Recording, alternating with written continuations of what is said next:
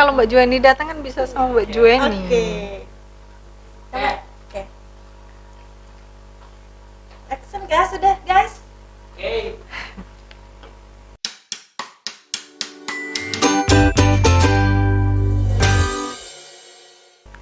Assalamualaikum warahmatullahi wabarakatuh. Selamat pagi, Bestinya Dotcast, podcast yang membahas program Bangga Kencana di Kota Samarinda.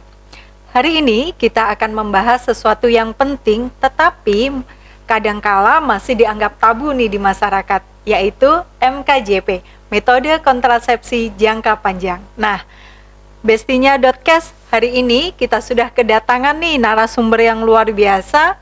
Beliau adalah seorang penyuluh KB sekaligus bidan. Telah hadir di tengah-tengah kita Mbak Dian. Apa kabar Mbak Dian? Kabar baik, Bu Okta. Baik, alhamdulillah. Makasih. Oke, Mbak Dian, kita langsung aja nih. Karena saya yakin nih, Bestinya Dotcast nih udah penasaran banget gitu ya. Pingin tahu apa sih MKJP. Nah, bisa dong dijelasin ke kita Mbak, apa sih yang dimaksud dengan MKJP itu? Oke, terima kasih Mbak Okta. Senang sekali nih bisa hadir di Dotcast-nya Balai Penyuluh Kecamatan Sungai Kunjang. MKJP itu metode kontrasepsi jangka panjang. Nah, MKJP itu sendiri itu adalah alat kontrasepsi Mbak. Kan yang ada di KB itu ada metode kontrasepsi jangka panjang dan jangka pendek. Nah, untuk kali ini kita membahas yang jangka panjang ya. Oke, ya. Nah, oke. Berarti alat kontrasepsi begitu ya Mbak Dian ya.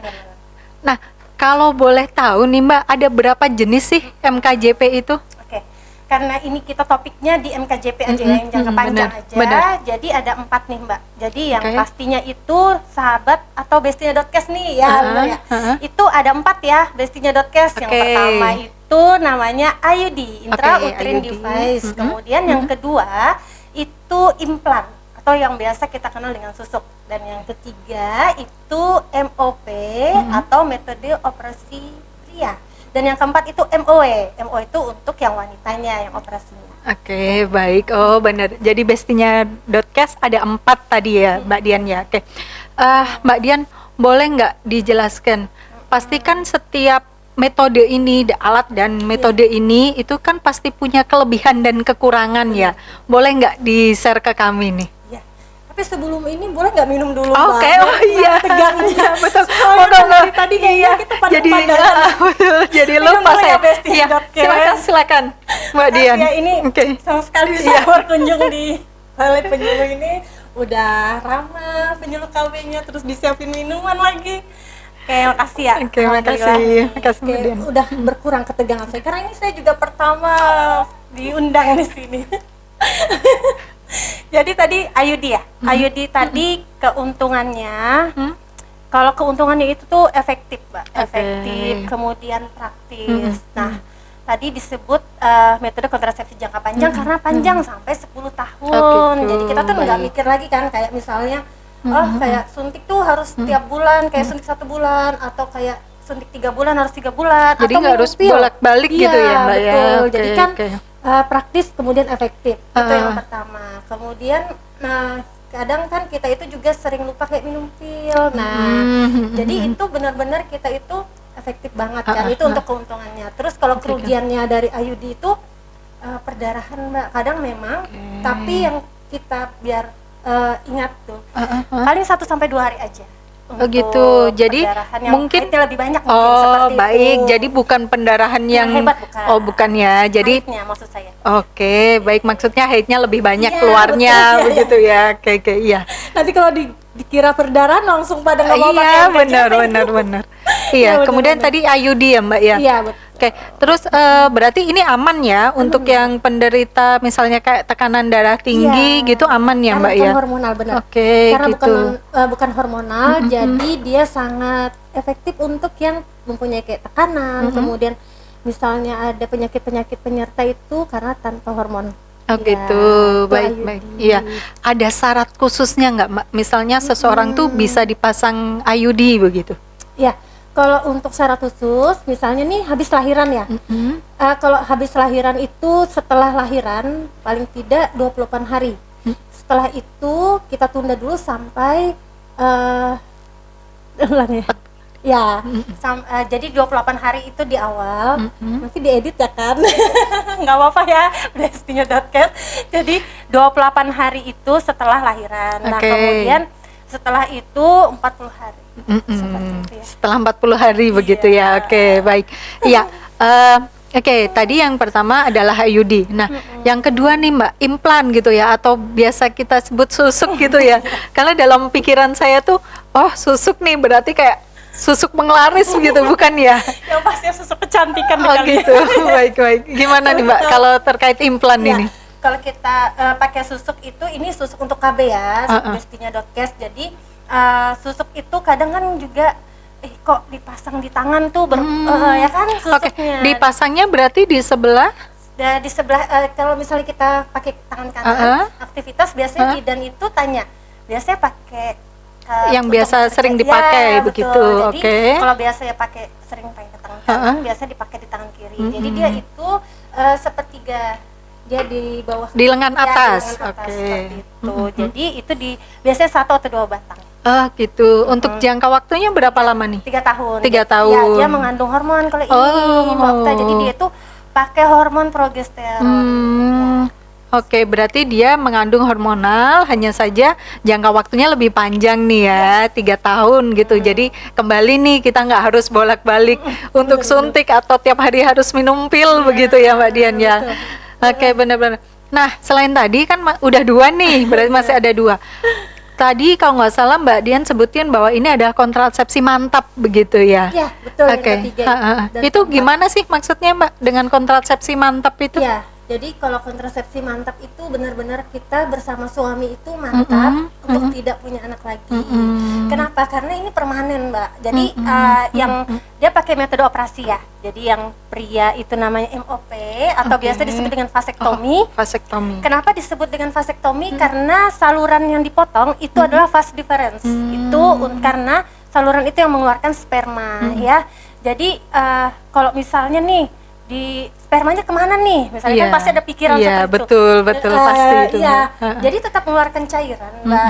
Hanya saja cairan sperma yang itu dia menyerap ke badan. Jadi, diserap kembali. Iya, betul sekali. Seperti itu. Kalau MOE itu metode operasi wanita yang biasa disebut dengan tubektomi. Jadi yang diikat adalah saluran tuba. Gitu ya.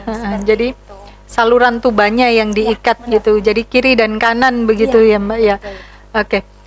Luar biasa. Mbak, berarti kalau tadi itu mantap, berarti dengan kata lain sudah tidak bisa punya anak lagi atau bagaimana ini? Iya, betul sekali Mbak. Jadi betul-betul dia itu permanen Mbak. Jadi benar-benar bersama suami udah mantap dan tidak bisa punya anak lagi karena kan pakai metode operasi ya. Kalau misalnya operasi ulang, misalnya dia nih pengen punya anak lagi kan harus rekanalisasi dan itu persenannya sangat kecil. Gitu. Ke tingkat keberhasilannya begitu ya. Oke. Ya, berarti memang harus mantap dan harus benar-benar kesepakatan gitu ya. Nah, karena harus mantap berarti ada nggak Mbak persyaratan secara ininya seseorang bisa pakai MOP atau MOW? Iya. Biasanya dilakukan ini cek segala macam ya kayak medical check up kesehatan itu. Dulu begitu ya. Kesehatan. Kemudian syarat khususnya itu Mbak, kalau MOE itu biasanya untuk usia yang lebih dari 35 tahun. Kemudian minimal nih punya anak 2 dan usia terkecil itu 5 tahun. Seperti itu. Dan memang udah mantap bersama suami karena ini memang permanen. Jadi benar-benar udah mantap tidak mau punya anak lagi. Baik ya. Jadi mungkin bestinya.cast nanti bisa disesuaikan mungkin ya dengan kebutuhannya bestinya.cast nih gitu. Jadi silakan nanti dipikirkan kembali mana yang terbaik begitu ya Mbak Dian ya. Benar Mbak, karena kita sebagai perempuan itu harus jaga kondisi kita juga. Selain kita merawat anak, merawat suami, kita juga harus merawat diri kita ya terutama. Karena kan kita ini juga teladan ya. Maksudnya tuh gimana maksudnya tuh sebagai contoh gitu. Seperti itu maksudnya. Sampai saya tidak bisa berkata lagi. Oke, baik. Bestinya.cast mewakili pertanyaan bestinya Dotcast nih ya Mbak Dian. Kan ada banyak sekali mitos-mitos yang beredar nih di masyarakat gitu loh. Hal ini yang bikin ciut gitu, jadi takut pakai MKJP begitu ya. Nah, yang pertama adalah apakah kalau pertanyaan yang banyak ditanyakan nih, apakah benar sih kalau IUD dan implan itu bisa kemana-mana begitu gitu? Iya, gimana Mbak Ida? Sering dengar juga itu. Kadang kan pasien sebelum dipasang spiral juga benar nggak ini, karena pernah dengarnya langsung ada di mana, di kepala bayi atau apa. Nah itu misalnya nih, kalau misalnya dia terlanjur hamil karena efek samping ini kan 1% tetap dari Allah Ta'ala ya Mbak ya. Jadi tingkat kegagalannya begitu. Jadi 99% itu 99% ya, tidak 100% kan KB itu ya. Jadi 1% tetap dari Allah Ta'ala. Kalau memang ada rezeki amanah yang memang dia bisa hamil ya, walaupun pakai KB ya Mbak ya. Nah, benar. Misalnya nih ada pasien dia pakai IUD tapi dianya positif hamil. Jadi kalau misalnya spiral itu kita lepas, khawatir keguguran. Jadi bisa luruh si bayi itu, bisa keguguran, jatuh. Jadi IUD tetap di sana, tetap ada di rahimnya. Tapi kalau misalnya lahiran, itu kan bayi di dalam selaput ketuban ya kan, Mbak, kayak telur nih. Iya betul. Jadi dilapisi begitu ya. Jadi tetap aman walaupun ada spiral. Jadi misalnya pecah ketuban kan pada saat sudah 10 cm nih, udah mau lahiran. Jadi si spiral itu tuh biasanya itu tuh dia adanya di plasenta, bukan di kepala bayi atau di begitu. mana, atau bahkan ada yang dengar lari kemana-mana. Iya betul Mbak Dian, karena kemarin tuh juga sempat beredar di masyarakat gitu ya. Ada salah satu istrinya artis begitu kan ya. IUD-nya bisa sampai jantung nih gitu. Sebenarnya enggak ya Mbak Dian ya? Enggak, karena dia benar-benar di dalam rahim.